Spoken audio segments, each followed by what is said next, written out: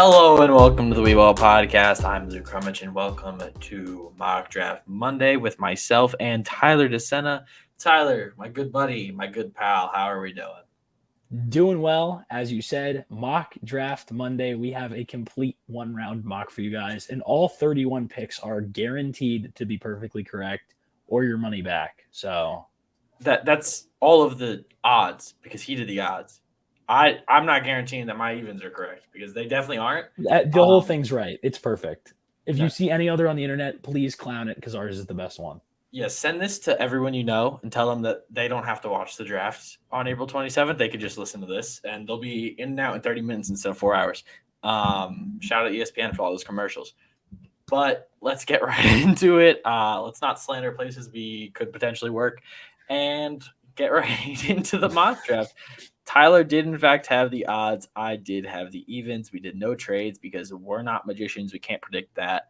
Tyler, who do you got with the first overall pick, now owned by the Carolina Panthers? With the number one pick, I took the guy that everyone's kind of assuming will be there and will be the selection. I took CJ Stroud. I just think that it's clear that the coaching staff, in specific Josh McCown, is infatuated with him over the other quarterbacks, and there's no size concerns or anything. I just think it's Stroud. Oh, wow. Okay. Yeah, as you said, he will be there because every player will be there. But I do believe he's the pick. And, I had to clown you a little bit. But moving on to number 2, my guy, Bryce Young, the Steph Curry of football. Okay, buddy. We need to calm down. It's not my words. It's someone else's words. I'm just aggregating them. But I forgot to put the link. So we're going to move past that to pick number 3.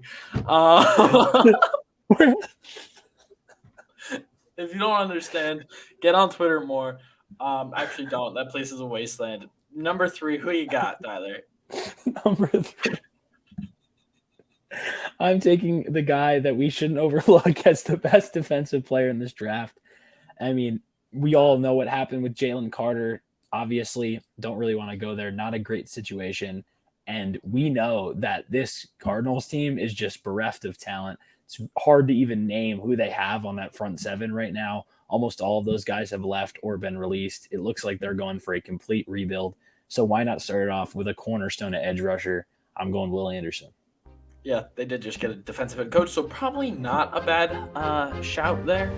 Everybody knows that doing prospect interviews, talking on a podcast 2-3 times a week, it comes with a necessary confidence that you have to have. And one thing that really improves confidence is the new and improved Performance Package 4.0 by MANSCAPED. It has arrived, and oh man, is it a game changer. Inside this package, you'll find their Lawnmower 4.0 trimmer, Weed Whacker ear and nose hair trimmer, Crop Preserver ball deodorant, Crop Reviver toner, performance boxer briefs, and a travel bag to hold all of these goodies. First off, the Lawnmower 4.0. This trimmer is the future of grooming and, dare I say, the greatest ball trimmer ever. I am blown away by the performance and craftsmanship of this trimmer. Their 4th generation trimmer offers cutting-edge ceramic blade to help reduce grooming accidents thanks to their advanced skin-safe technology. Their Lawnmower 4.0 is waterproof and also has a 4000K LED spotlight so you can get a more precise shave. Because this trimmer is waterproof, you can say goodbye to the mess on the bathroom floor. If you thought that was good but want to take your grooming even further to the next level, the Performance Package 4.0 also includes the Weed Whacker ears and nose hair trimmer.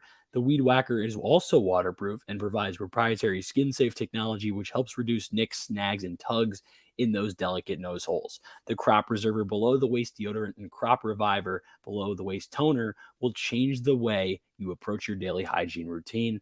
Manscaped even threw in 2 free gifts in this Performance Package 4.0, the boxers and the shed travel bag. Bring your comfort in boxers to another level. It's time to take care of yourself.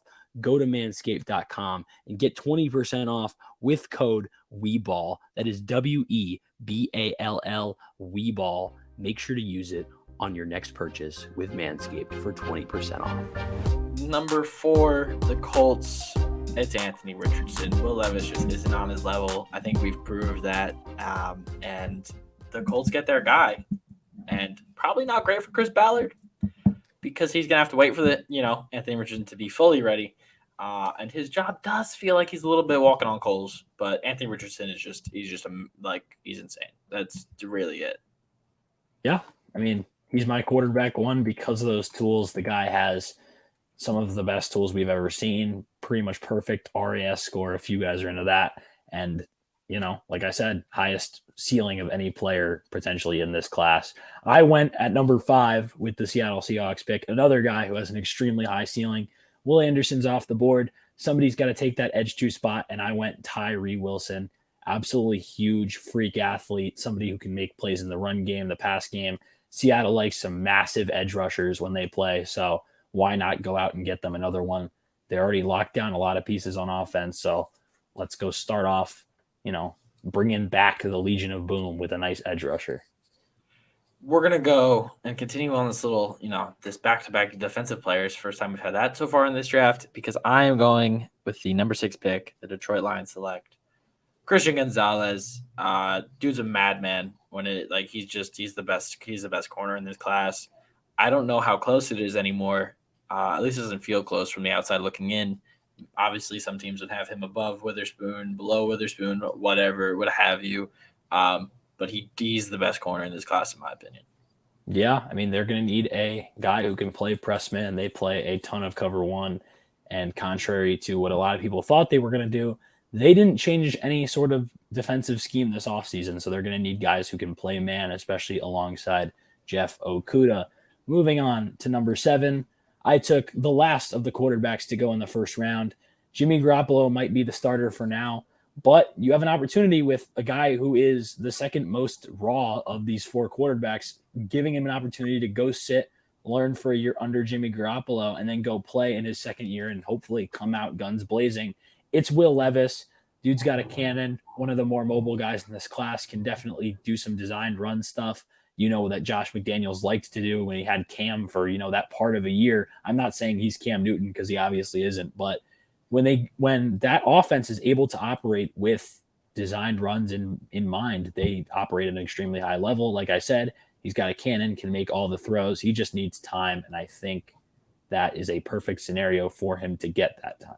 People don't talk about how good Cam and McDaniels were before he got COVID. Those 2-3 games before he got COVID, insane. And then the shoulder started flaring up again at the end of the season, and those games were nuts. The game against Seattle in particular, he had 5 total touchdowns. Incredible. They lost on the last play of the game because he got stuffed at the goal line because every time they just kept running QB power or QB counter over and over again.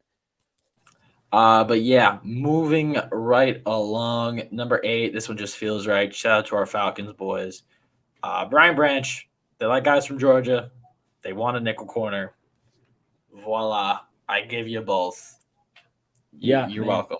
They said that that's nickel corner is one of the most important positions on the field, and they said that they want guys from Georgia in the same press conference. Sounds like they're hinting towards a specific guy. Yeah. Especially when that guy is working out with corners, even though he's technically a safety at the combine. It just felt like it was all Falcons there.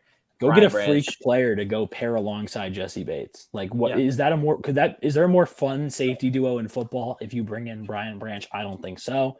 Moving right along, we have number 9 and the Chicago Bears. We obviously don't know the depths of this situation. We don't know how far it's going to continue to go. We saw what happened at the Pro Day. Obviously, don't really want to talk about that much, considering we know what Jalen Carter and that whole situation is like right now. But we did take Carter at 9. We don't know the lengths of the free fall, as I said, but this is an extremely talented player. Some people thought he was the best player in the class, regardless of position. So I figured it's only so far down that he could fall, and the Bears are a perfect spot. They need more of those interior defensive linemen. Wherever Matt Eberflus has gone, he's needed a top-of-the-line interior defensive lineman, and he gets his guy right here. Yeah, I mean, we don't know. We're not going to comment on the situation. Whatever happened. I hope Jalen Carter is doing all right mentally, because it definitely didn't look like he was doing all right mentally at the Pro Day. So whatever happened, I hope he's doing all right mentally. We're going to move on. Number 10, rounding out the top 10, the team I hate the most, the Philadelphia Eagles, they're going to continue to shore up. They like to be a year early. They're going to shore up that offensive line. They're probably losing Isaac, the guard. I forget his last name. I'm not great with names. Everybody Some knows Wallow, it. I think. Yeah. Yeah, I'm not great with names. Everybody knows it, but they're going to go in. They're going to get a guy who can play tackle or guard. They're going to get a guy who can fill in, basically get any role, kind of in the way that Landon Dickerson can play 2 different roles. They're getting another guy who can do that in Northwestern's Peter Skaransky. Shout out Peter. He's a good football player, man. I don't care that he has short arms. He's a good football player. He's a top 10 football player in this class. Simple as that. Oh, yeah, for sure. I mean, he's a guy that a lot of people are viewing as the top tackle in the class, regardless of the arm length. And Philadelphia, they like guys who can move around, exactly as you said. Moving on, we took another edge for the Titans at 11. This time it was Lucas Van Ness. Figured they like somebody big, physical, can get after the quarterback. And this is a team that is really more bare bones than a lot of people would think. That team needs just sort of any influx of talent. It looks like they could be headed for a complete rebuild if they move on from guys like, we don't know if Ryan Tannehill could get moved in the future. Derrick Henry's been shopped around. Kevin Byard is potentially being cut. They need just about any talent they can get. They're losing edge rushers as well. Why not go out and get one that can be a foundation for that rebuild that could come in the future? It's Lucas Van Ness at Iowa. Hey, he played hockey like at a high level in high school. If you can find those clips, they're incredible. He's an edge rusher playing hockey, and he just mauls people out there. You're telling me that Mike Vrabel wouldn't want that kind of guy? You're telling me that that's a guy that he wouldn't 100% would, and that's why in our predictive mock he's going there. But now in the he who shall not be named trade, the Texans now have the 12th overall pick, and they get a defensive guy because obviously they hired a defensive coach. They need an infusion of talent, and really they need talent at every position. They got a corner last year. They're getting one here. I went with Devon Witherspoon out of Illinois. He's a hard-hitting guy, something D'Amico Ryans loves. He is a smart player, something D'Amico Ryans loves on his defense. It just feels perfect. They could go wide receiver here. I don't think he goes wide receiver or offense with his first 2 picks as a head coach. Doesn't feel like something a defensive coach would do. But that's really it. Like he's just the second best. He's the second best corner in this class. Somebody that they can pair along with Stingley, and they've already went out and they've got a bunch of really nice defensive players. Yeah. Ones that come to mind: Sheldon Rankins on the interior. They went out. They got Jimmy Ward. How else do you make that secondary better alongside Petrie, Ward, and Derek Stingley? Go out and secure the other cornerback spot, and that team can be good for years to come, and their defense is already starting to look strong. Moving on to number 13, the New York Jets, or should I say the Aaron Rodgers destination. We figured, let's go out, protect the franchise now for the next couple of years, or at least the next year. Go out and get an offensive tackle. We took a guy who I feel like is a good fit there, can move around, also big enough to pass protect, and it's Paris Johnson. I figured, they've got a number 1 receiver in Garrett Wilson. He's going to probably tear up the league this year. They've got a solid running game. They've got Breece Hall coming back. You've got to go out and you've got to go all in on this offense because your defense was one of the best in the league last year, and your quarterback play really held you back. So let's make your quarterback's life, now that you're going to have one, let's make it that much easier with a cornerstone offensive tackle. Moving right along, it is time for the New England Patriots to make their selection. And don't mind that noise. My room decor is falling down currently. Okay. It's time for them to make a pick. And I went with what would make Tyler's life miserable. And that'd be Quentin Johnston. Absolute dog. I don't care that you have Jalen Ramsey. This guy's going to give you problems. They just got Juju. Going to give you problems. If their offense is even semi-competent under Bill O'Brien, who, might I remind you, Mac Jones did, in fact, teach Bill O'Brien the Alabama offense. So there's a little bit of a rapport there. If Mac Jones can get back to what he was, even in his rookie year, they're going to be at least more dangerous than people think. And that conference is going to look a lot like what this year's NFC East looked like halfway through the season, with 4 teams who were like, hey, we could all make the playoffs. We're in a dangerous scenario, like with these 4 teams. All of them have defenses that were like, oh, this defense could easily finish top 10. And I think we're in for a lot of fun matchups because I believe, if I'm not mistaken, the AFC West comes to town to go play the AFC East. That's the division that's up this year. So you're going to see the Chiefs play all 4 of these awesome defenses and a couple really great offenses. So it could be really fun adding Quentin Johnston to a division that already has receivers like Tyreek Hill, Jalen Waddle, Stephon Diggs, Garrett Wilson. Why not just add another fun, potentially great wide receiver? Moving on, we've got the team that is getting rid of Aaron Rodgers, the Green Bay Packers, and I figured they want a corner. They want to be able to move Rasul Douglas to safety is at least what I've heard.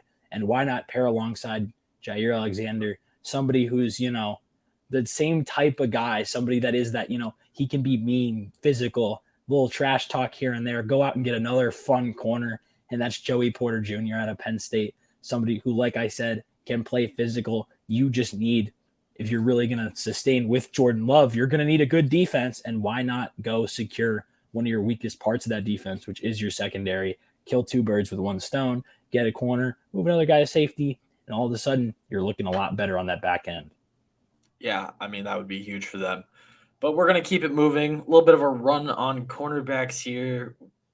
Keeping a guy somewhat in the area, in the DMV. Washington is going to take Maryland's Deonte Banks. He's just a physical beast. I don't think he's better than Cam Smith. I would like to say I do not think he's a better player. I think he fits better with them. That's just strictly how I view it. I haven't done a full, scouting report on either of them. But as of now, that's how I feel. But I think Banks is a really good pick, and I would be afraid of having, Isaiah Hodgins go out against him every week. Hopefully that's not the case for the Giants, and we get somebody better than that. But as of right now.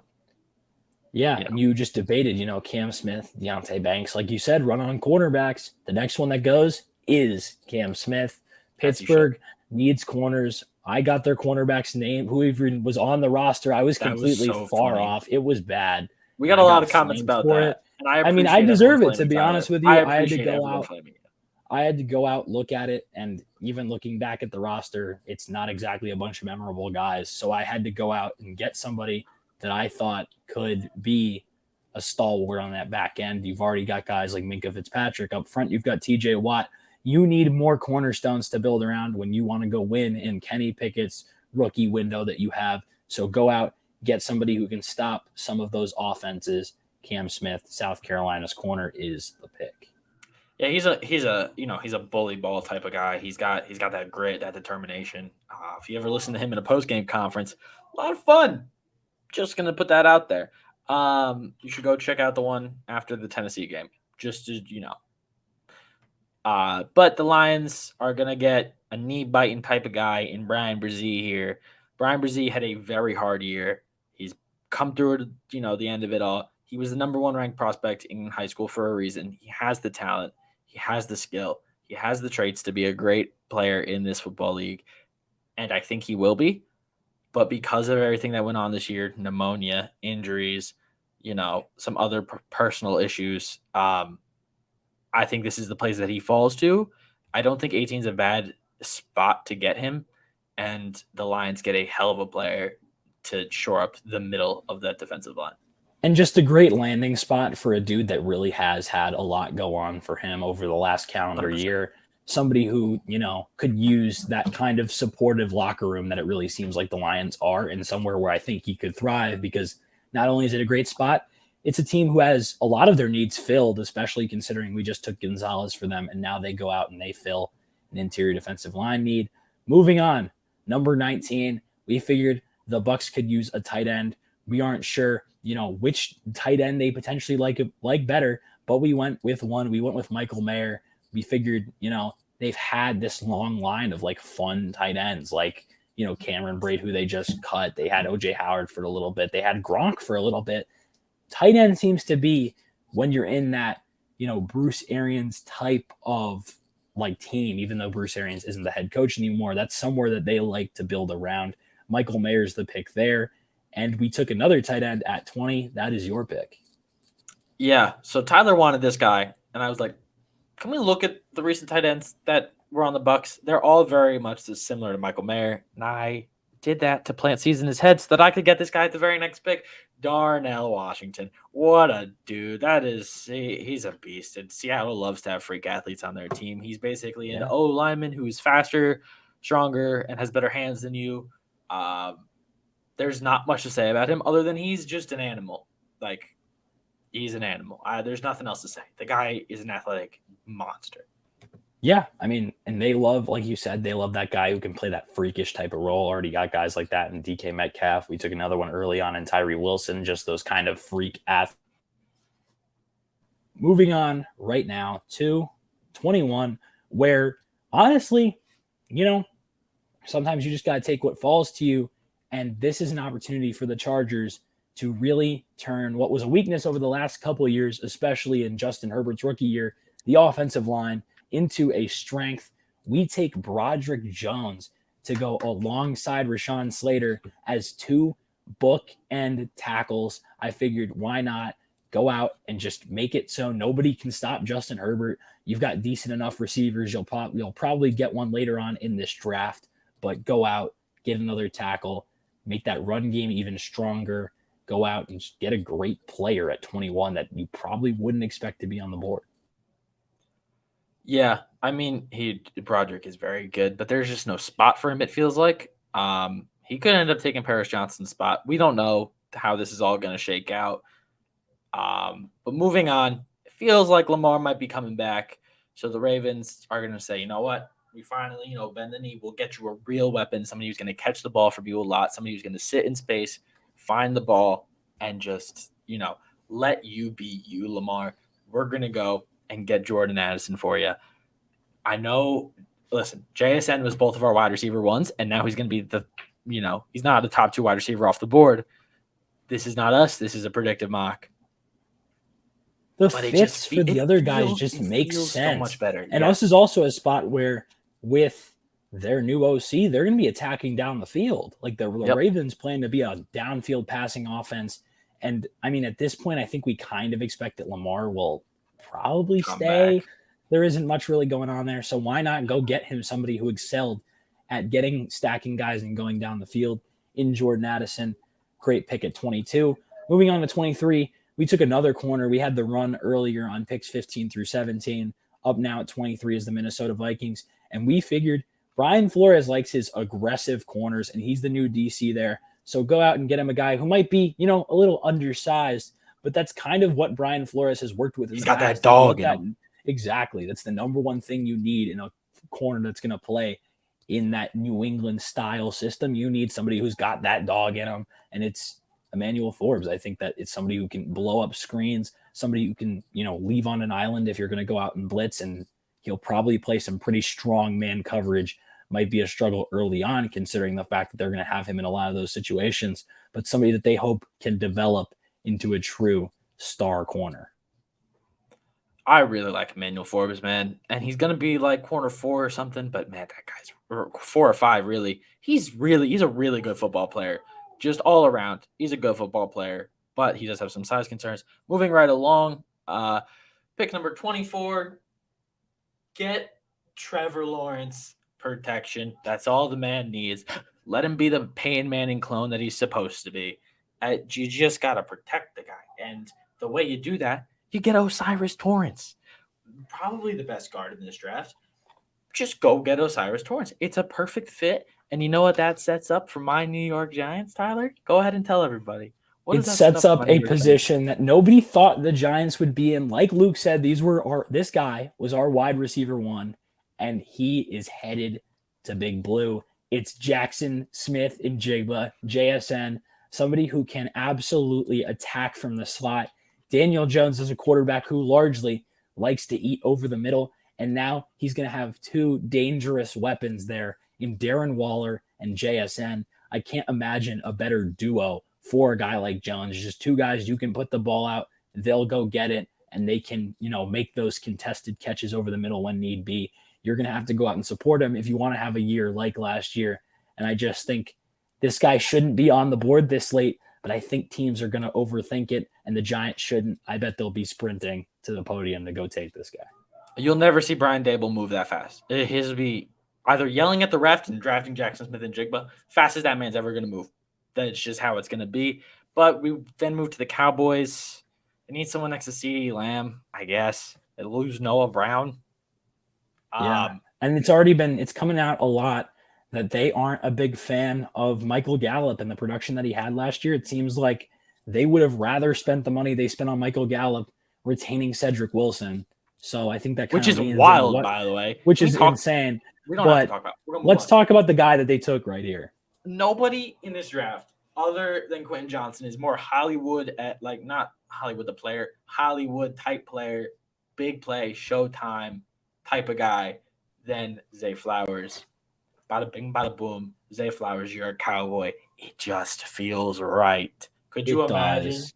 Could you imagine him in that blue and white? It just feels right. It looks right. I'll hate it playing it on Sundays, but that's not what this is about. Too much sense, man. Yeah, that's not what this is about. What moves us over to 27 and something that makes a little too much sense and scares me now. If we want to talk about division rivals scaring teams, as a Dolphins fan, I hate this pick. As a Buffalo Bills fan, you guys should love it. They were able to retain Jordan Poyer. That was big. Their secondary, not much of an issue. In our Bills mock draft, we took Johnson, the safety, didn't really work out. Moving on here, number 27, it's Bijan Robinson. And I think that he is, a generational type running back, somebody who at his size can make plays, somebody who can attack downfield in the receiving game. I just think that this is somebody that Buffalo would love to have, and we move on. Yeah, if anyone saw my face there, it is currently March Madness, and Kansas and Arkansas are playing, and there was a wild sequence in this game. Looks like Kansas is going down, pal, which is great. But moving right along, number 28, you don't have Hayden Hurst anymore. You kind of got to start looking at ways to get younger talent in that you can lock down for a while just so that you're paying them less. Ipso facto, Dalton Kincaid, you're a Cincinnati Bengal. Sorry about it, pal, but you're going to be catching balls from Joe Burrow for a while. I don't think that's anything to be sorry about, going out and getting Joe living Burrow in Cincinnati. That's fair. That's very fair. But Dalton Kincaid, somebody who can make plays in the pass game, it's kind of what you need down there. They might be bringing in another veteran tight end. Pairing both of them could be fun. I've heard some things about Foster Moreau. We obviously don't know yet. He took Dalton Kincaid. Moving right along to number 29, there's a new defensive line coach in town for the Saints, and we figured let's go get them a fun interior defensive lineman. It's one of their needs. A lot of their other needs weren't really on the board here. So we took a guy in that pick that they got from the Sean Payton trade. It's Kalijah Cansey, obviously undersized, but somebody who did not let that stop him in college. He came in at a solid size, had an awesome 10-yard split at the combine, and will now be a New Orleans Saint, somebody who can go attack the passer, attack in the run game, and just make plays. They want somebody who can make an impact. Why not go get a guy who could step in right away, assuming that height and weight isn't a factor, and just dominate? We're going to burn through these last two because this is where it gets weird because we don't really know what these teams are going to do.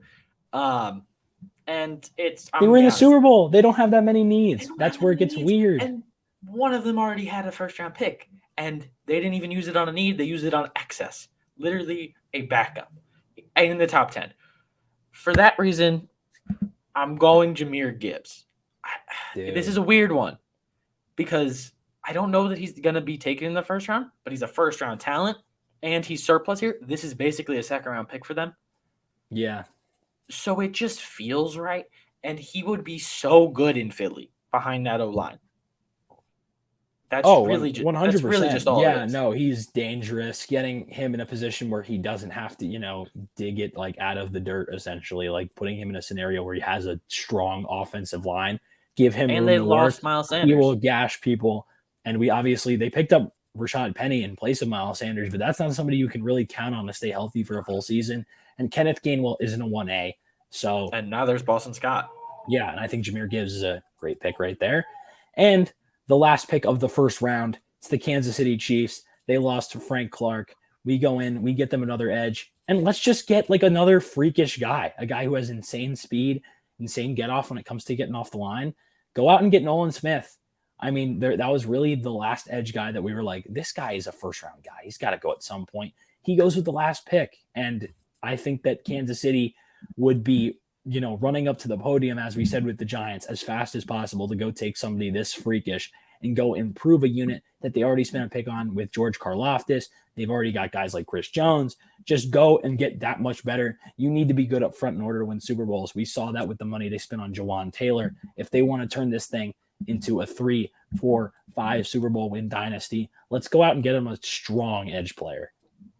Yeah, now there are some guys that didn't make this 32, but then again, there are only 32 picks, and we had to basically force Nolan Smith in there.